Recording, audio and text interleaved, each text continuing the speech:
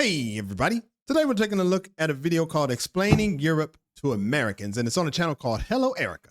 Yeah, go check her out. I'll put a link below and support her channel.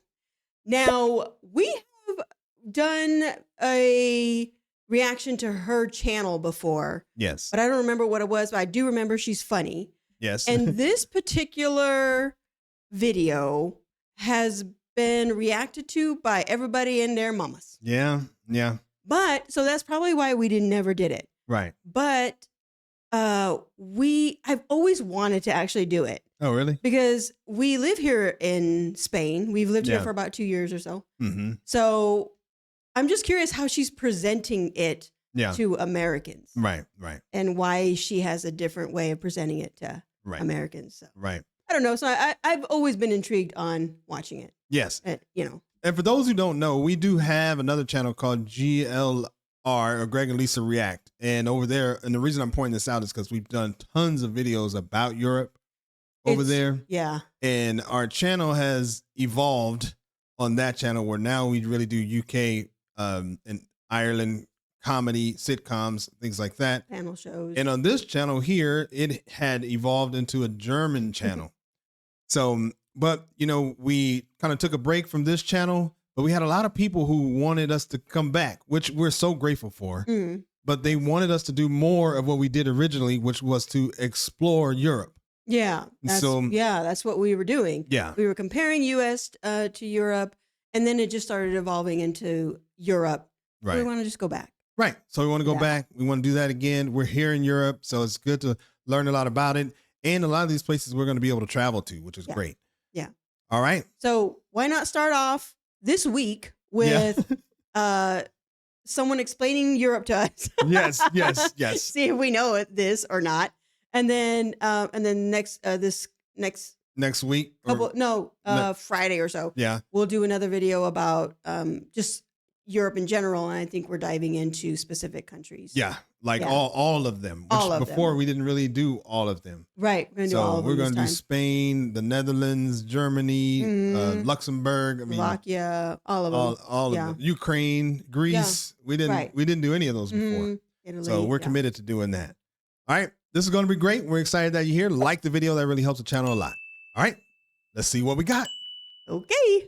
Europe, the land of weird European movies, the metric system, the relaxed laws of underage drinking, and the starter of both world wars. Lately I've been seeing a lot of information about Europe, and it's been a bit misguided. So here I present to you a little crash course about this part of the world. So let's start off with geography. Unfortunately, So it's interesting. She says it's been a little misguided. Yeah. I wonder what she's heard. That'd be interesting. I know. See what people think. Mm-hmm. Yeah. Part of the world. So let's start off with geography. Unfortunately, or fortunately, Europe does not look like this. It looks like this. Europe has over 40 countries. Go back, wait, let me see. Soon to be Russia, Germany, France. Okay. Those are the big five. Right. Are presented there. Yeah. Iceland's up there. Okay. Mm-hmm. Europe does not look like this. It looks like this. Europe has over 40 countries, so it's much more than just France, Germany, and Italy. Yeah. And saying you visited Europe is a very broad term because this part of Europe is very different from this part of Europe. The biggest country in Europe is Russia, and the smallest country in Europe is the Vatican City, which is basically a giant building with a giant park. Europe can be divided depending on how you look at it. It can be divided politically, geographically, or historically. For example, here, the east from the west, and here, the red from the green from the turquoise, or... Well, what is that? I don't know. I can't really tell. It's northern, central, and southern, but she, instead of saying northern, central, and southern, she said I see. red, green, and turquoise. I see. Okay. Okay. The red from the green from the turquoise. Or potato, tomato regions. So let's look at the general way of how Europe can be divided. Firstly, on the list. You understand that? Tomato? Potato and tomato. So I think tomato, is that because it's like the Mediterranean with the food below? No, the tomato is the Mediterranean. Yeah. That's what I'm saying. Oh. And then above is the potato. Oh. And that's because of the, like, remember there was the potato. In Ireland. Was it Ireland? And, yeah. And like famine or UK. something like that? Yeah. Yeah. Maybe. I wonder if that's what that means. Maybe. Is, of course, Western Europe. These are the countries that people want to move in, live in, and be born in. They are economically better off and they have a lot of work opportunities. These countries include Germany, France, Austria, Belgium, and if you don't count the British Islands as their separate thing, then they also are in the west of Europe. Next up we have Northern Europe. A lot of these countries are doing great, or even they're better off in terms of quality of life. Except for Sweden, it's having a rough patch with crimes, apparently. But they're pretty cold, and in the winter it gets really dark, so not a lot of people want to move there necessarily. Not only are they cold when it comes to weather, but also when it comes to their friendliness scale. They're usually considered a bit more unfriendly or reserved. These countries are also That true? I don't see that. No. Is she talking about Sweden and Norway and Northern? No. I don't see that. And maybe we only don't see that because we did so many videos on Sweden and Norway and Finland. The Nordic countries. The Nordic countries, and didn't experience that. They were amazing. The people. Yeah. Yeah. Not even sure I've even heard that. Yeah. That they were unfriendly because it's cold. scale. They're usually considered a bit more maybe, but I mean, in general, people say warmer weather people who are living in the southern climates are generally friendlier. Yeah. I don't know. Yeah. Maybe you can tell us in the comments. Yeah, she's probably referring to that. Yeah. friendly or reserved. These countries are also referred to as Nordic or Scandinavian countries. They have a lot of Viking heritage and they like to fish. They have a lot of fish and water around them. Moving on to Southern Europe. These are the countries that people like to visit on vacation. They're warm, maybe too warm for some people, and by some people I mean me. They have great food and wine, they're pretty friendly, and some of them like to take naps in the middle of the day, which sounds like a dream. But their economy is not doing that great. Yeah.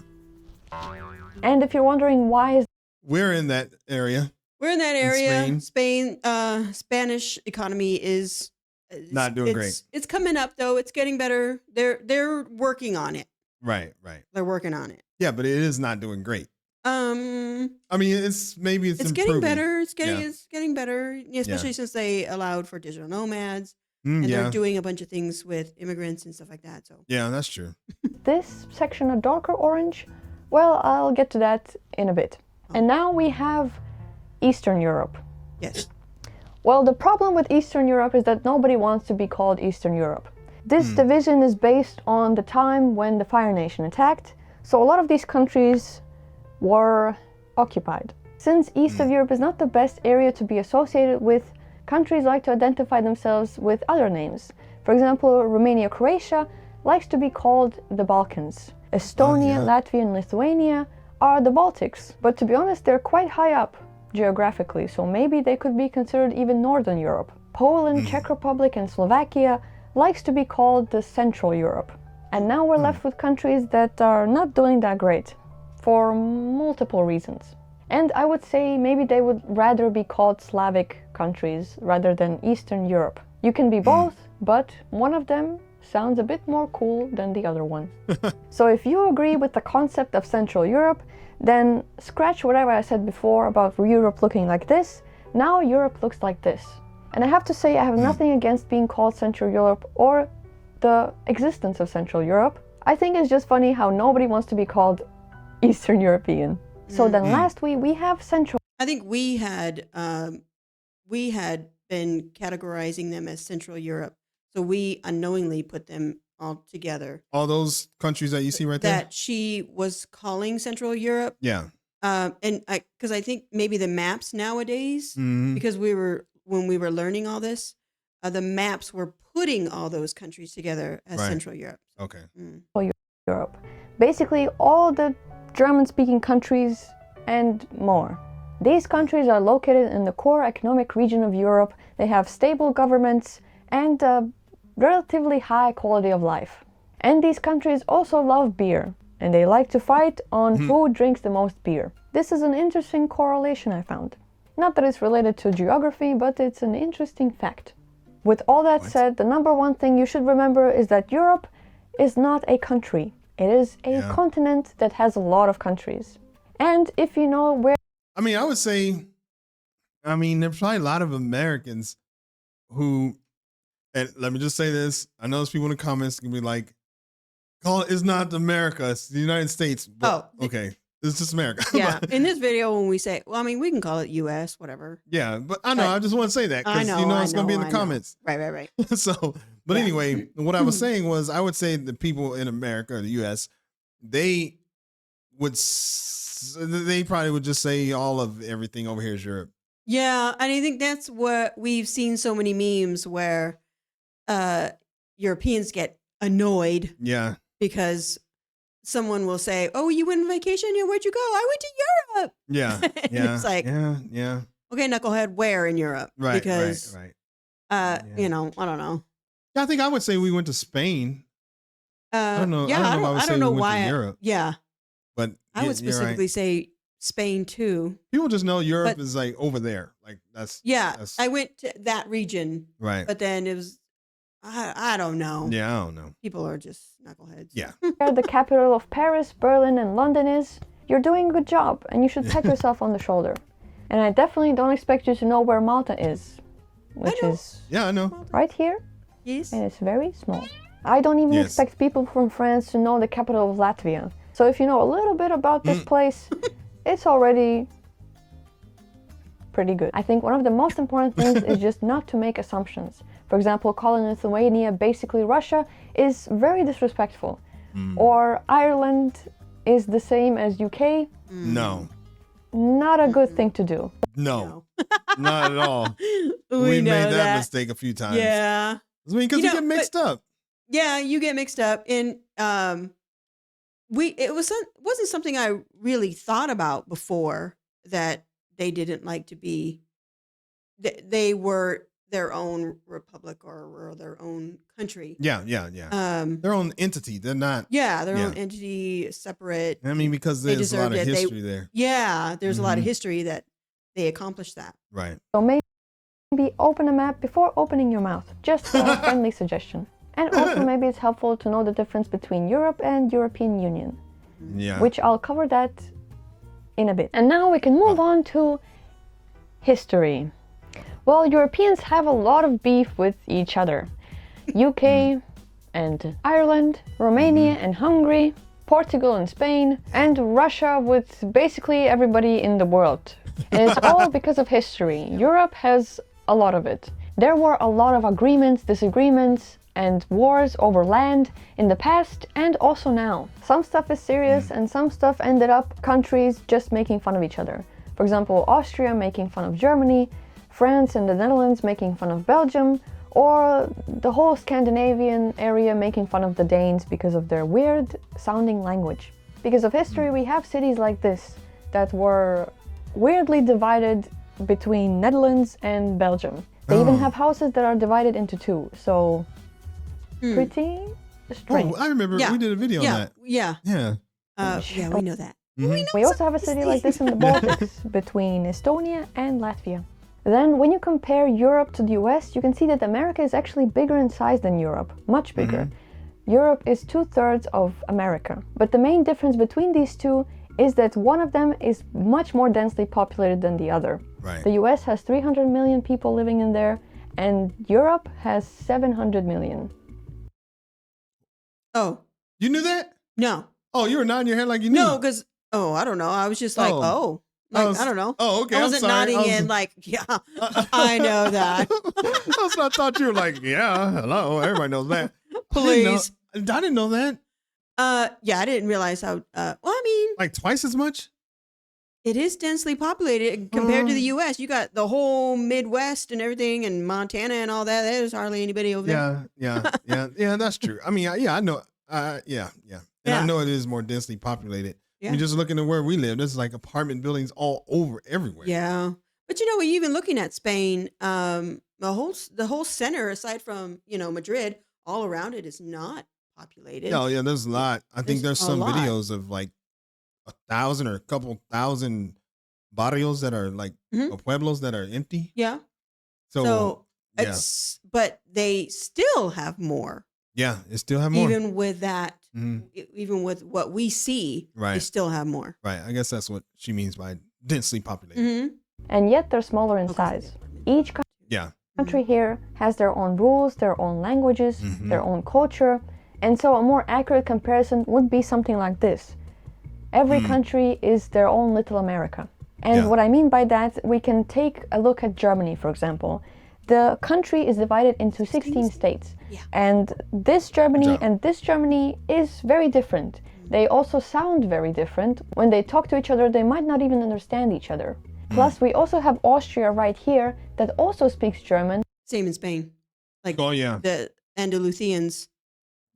Or the Catalan and Catalans Barcelona, don't understand the Andalusians. Bilbao. I mean, there's a whole bunch of areas. Okay. But they understand each other.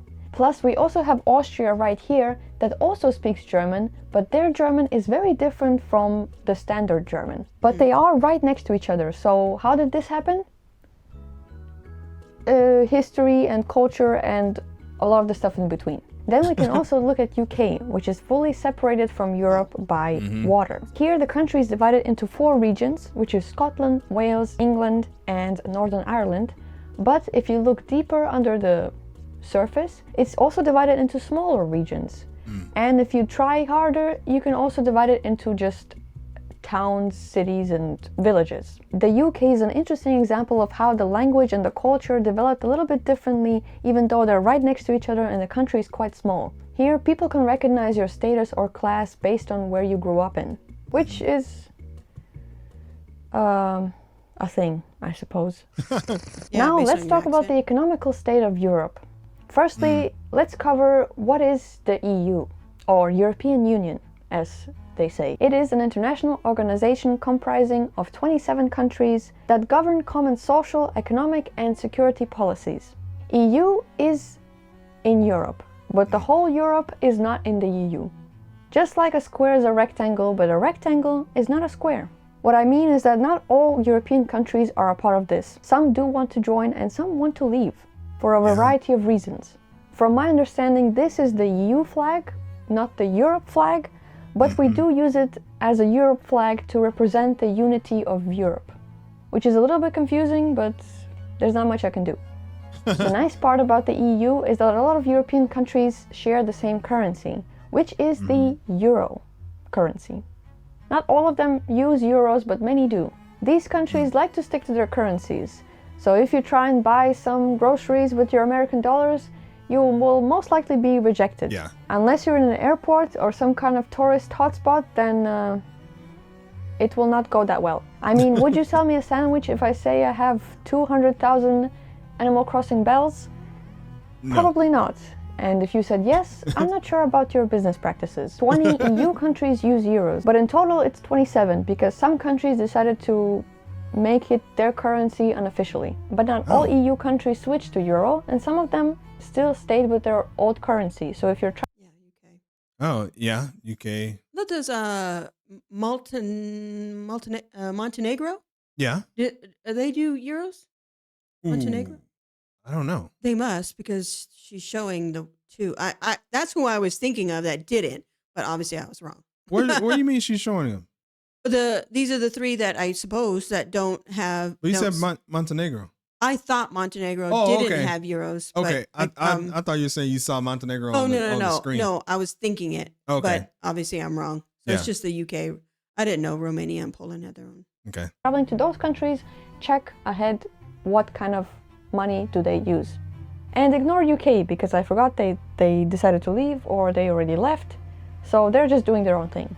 But many countries over the years did switch to using euros, which is very convenient when you travel. But as a Latvian, I remember having lats and being very sad that we're gonna switch to euros now. The only reason I didn't want it to happen because I really liked this coin and, you know, nostalgia reasons and cultural reasons. But now I don't have to exchange my currency or try and always calculate in my mind how much is this in lats or how much is this in euros. So, overall, a good thing. I wonder what's her country.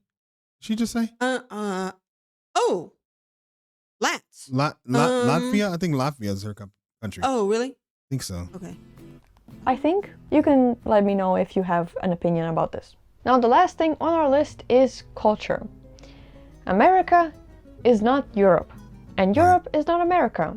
We run things differently around here. Like, for example, it's very rare to find a building that has central AC.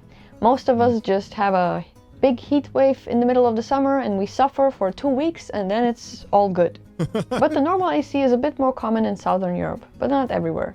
In some ways, we're not that different from you.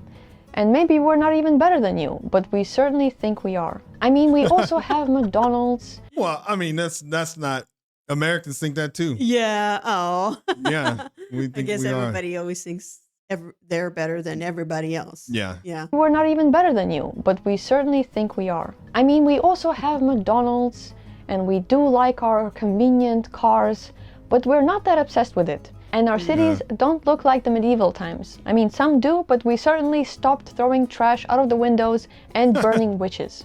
As mentioned before, Europe has a lot of countries. So there's a lot of different cultures, foods, traditions, and preferences. And so I gathered some cultural things to generally know about Europe. The first thing on my list is that you're probably not Italian. If the only thing that makes you Italian is that you took an ancestry test that told you that your blood is 57% Italian, you're probably not Italian. It doesn't count if you have Italian ancestors from the 1800s that settled to America. If you didn't grow up in Italy, you don't have any Italian relatives like grandparents, parents, or aunts and uncles, and you don't know how to speak Italian, I'm sorry to say this, but you're not Italian. Being able to pronounce mozzarella... That's interesting. I mean, we don't know about that, but I think that's a thing in America. Yeah, it must be with Italy, Italian, because that's the meme or the joke that every American say they're Italian. Right. More so than like, I'm Greek or I'm Spanish, or it's always Italian. Yeah, that's true. That's interesting. Correctly, or having a family recipe of spaghetti and meatballs doesn't give you an Italian passport. Plus, spaghetti and meatballs is an Italian-American dish. They don't really eat that in Italy. Don't get me wrong, it's a nice fact and it's fun to know where your ancestors came from, but it doesn't mean that you have the right to claim to be this nationality. Then, a lot of people here are bilingual, but that does not mean that they know English. Oftentimes in most schools you learn 3 languages. Your language, the neighboring country's language, and most likely English, or whatever else you want to learn. But that does not mean everybody speaks English or want to speak English. So it's always nice to learn a little bit before you come here. Even just knowing how to say please and thank you is already something. Then thirdly, in Eastern Europe and in... Are we going to say anything about that? Yeah. I mean, because we definitely, we had that perception that I would have to admit that more people would be speaking English in Malaga, the city that we had originally moved to in Spain. Yeah. And we were a little like shocked, I guess, that there weren't a lot of English speakers. Yeah, there weren't. And it's not that we expected there to be. No. We just thought that it's a major city. So at least in the city center, there would be a lot of English speakers because they have a lot of tourism. Yeah. And we were making every attempt to learn the language. We still are. We still are. Yeah. And, but yeah, it was a little shocking. Yeah. Like even we thought maybe at the bank they might know English or maybe 1 or 2 people might, but that was one of the most frustrating days that we've had living here when we went to the bank. Yeah. And we just, I think we went there for a bank account. Yeah. Yeah. But we left with like 2 bank accounts. 2 bank accounts, insurance. Health insurance. And we didn't really know until we had a business account, a regular account, and we didn't know how to even access the account. It was just a hot mess. That was the first place we actually used Google Translate. Yeah. Our pride didn't let us to use it. we were able to get around, but I mean, how often do you, when you're learning a language, how often do you learn bank language? Yeah. Oh yeah. You don't. That's true. So we were just lost. I know there's we're here in Granada now, and there are more English speakers here, and or at least they're intermediate to beginner English. So we noticed that different regions are obviously speak English or whatever. But I do know a lot of, she's right, a lot of Spanish people, in school, they learn French. Yeah. It's their neighboring country, so Right. it makes sense. Yeah. Northern Europe, people don't really like small talking with strangers. Plus, walking and smiling alone is considered weird. They probably will think you're crazy. People here are reserved and cold because it probably is cold most of the time, and they don't like to waste their energy on things that don't really matter. So if you see them smiling, it's most likely sincere. Then next we have Sundays. Some countries consider Sunday as a holy day, so a lot of shops and grocery stores are closed. Or they might not be open at their usual schedule. Germany and Poland are quite serious about it, so you'll just have to deal with it. And Spain's serious about it too. Oh yeah, 100%. Everything's closed. Yeah, we're used to it now. Yeah. Part of our culture. So here is a subsection about food and restaurants. Well, first of all, let's talk about additives. The EU is cautious of what we put in our food. As you can see, the fries from McDonald's, here is a list of ingredients in the UK, which I think by that time was part of the EU. And here is a list of ingredients that they use in the US. Way more things that I don't know what they are. Don't get me wrong, we have many ingredients that start with the letter E and end with the number, but we are very selective of which ones we want to bring into our club. What I've learned from food theory is that EU takes the approach of guilty until proven innocent. Meaning if the additives are proven to not be harmful, then they're accepted into our food chain. Each country has their own specialties and traditional food. Guilty until proven innocent. Yeah. Right. And I would say in the U.S. it's more like innocent until proven guilty. Yes, a bunch of people got to die of cancer or something. Yeah, some has before they're like, and then maybe. Maybe. Maybe. If they're making too much money, it's like, we can spare a few thousand. Yeah, well. You know. We've done videos on this before, so can you tell? Yeah. We're totally annoyed by it. Yeah. So there's lots to experience and to try. So we'll probably find it a little bit weird if you stick to McDonald's and Starbucks and Dunkin' that you can find back at home a 10-minute drive away from your house. But I do have to say, if you're going to these places to find something new, something that is not sold in your country, then I think it's fine. I've done it. For some reason people are judging me for this, but I want to know what a macaron tastes like at a French McDonald's. I'm curious, is it good? Is it bad? Should I buy it again? Speaking of restaurants, that's true. Although, I think the one time we went to McDonald's, we just got like regular cheeseburger and fries. Because we wanted to taste what it's like. Yeah. But they do have other things at McDonald's that you don't normally get. Yeah, they have a lot of healthier options. They had like yogurt and different fruits, and that we were shocked. Yeah, like in the kids' meal, had stuff like that. Yeah, and I think you can get it too. Yeah. Or even water. Yeah. Like water bottles. Various times that the service will be just okay. They will not go above and beyond to please your every need. They might not be fast and they might not be friendly. They are humans that have emotions and down days and are not full of energy all the time. And they will leave you alone to eat your food and might not check up on you at all. I've been to plenty of cafes and restaurants where they did have very friendly and good service, but not all of them will be like this. And so just be mentally prepared that they will not take your dish back and give you a refund if you just don't like it. I know that that happens to us in Spain. We've gotten used to it now. Oh yeah, 100%. Like if somebody now asks us, "Are we doing okay?" We're like, "What the hell?" Like what? Yeah, it's like, huh? Like what? Like get out of here. What you say? Yeah. But in the U.S. it was like it's every 5 minutes, every couple minutes. You doing okay? Is everything okay? Can I get you something? Yeah. Is everything okay? I mean, I think it's because they're working for a tip. Oh, they're working for a tip. But out here they aren't. So and I just think it's the culture just to allow you to just do your thing, and if you need help, you ask. Yeah, we just everybody, you see it. They're just going like this. It's just how you do it. Yeah. You'll just have to pick something better next time. Then also we have tipping. In most countries, waiters receive a fair minimum wage. But it's still minimum wage, so it's quite low. So we do like tipping, but just 5 to 10%. A more modest tip. Or you just round off the bill that the number looks nice. But the tipping etiquette can be different for each country. For example, in Germany, you tip when you pay. But in France, you leave a tip on the table when you leave and already paid. What I hear a lot of people from America living or visiting Europe say that we don't have good Mexican food. And it's true. Yeah. Because True. Mexico is right here. Right. Oh my God, that was good. She got you. I don't expect them to, but it is one of those funny. No, it's true because like, Mexico yeah, is right here. Right next to United States. And Mexico is pretty far away from Europe. So not a lot of people that know how to cook good Mexican food come to Europe to open Mexican restaurants. Yeah. And that makes sense because we have a whole ocean between us. Don't get me wrong, I would love to go to a Mexican restaurant, but I don't even know how good Mexican food tastes like because I've never been to Mexico. Because again, it's pretty far away. So maybe you should implement geography classes into your school education. Just saying. When visiting restaurants, cafes, and other public places, it is important for us to be spatially aware and not be too loud. Americans have a reputation here in Europe that they're loud and annoying.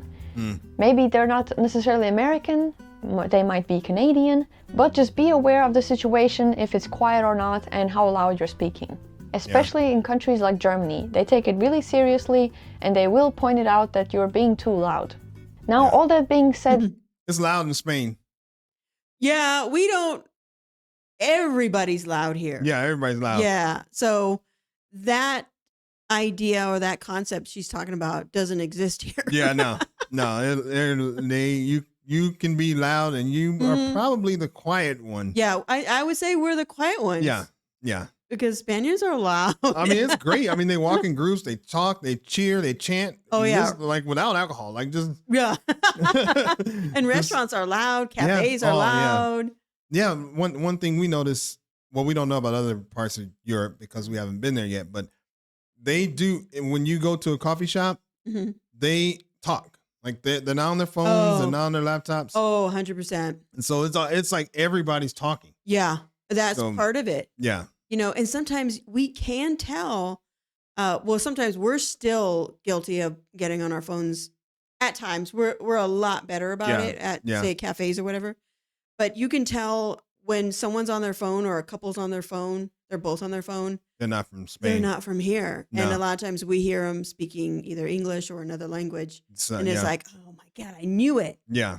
Because they're on their phone quite a bit. Right. But yeah, Spaniards, they don't go on their phones. Yeah. So yeah, you're right. So they're talking. Yeah, they're talking, which is great. Yeah, no, I think it's great. And they got little kids running around out here. Yeah.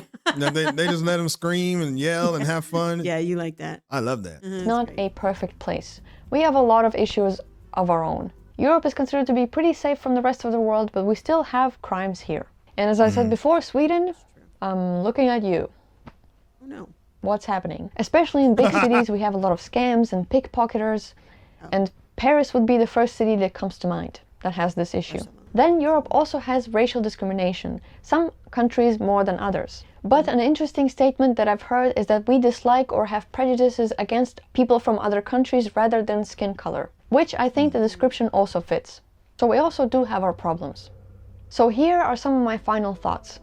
Well, if you're an American living in America, you probably don't really care about the intricacies of being European and living in Europe, and that's okay. We don't know everything about you, and I don't think you should know everything about us. We have our own stuff to deal with, but I do think we can learn from each other. For example, having free public bathrooms or universal healthcare. If you're planning on visiting European countries, I would suggest just looking up some stuff about what to do or what not to do, and some little language bits and pieces of saying please and thank you.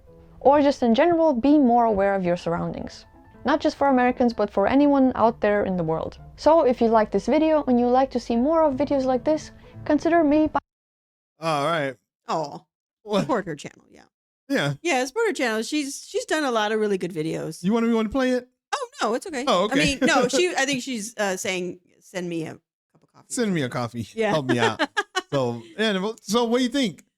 I think I was happy because we actually are familiar. I wasn't sure. I felt like this was going to be stuff that maybe we didn't know. Yeah. But we did. Yes. I thought that was great. So, yeah. That was good. That was cute. It's just validation that we're becoming European. We want to be European so bad. All right, that was great. Yeah. Hopefully you liked that video. Go and support our channel. That would be great. And hit the notification bell. Of course, you have to subscribe to do that. It's free. As always, thanks for stopping by, and we will see you on the next video. Cheers, mate. Bye.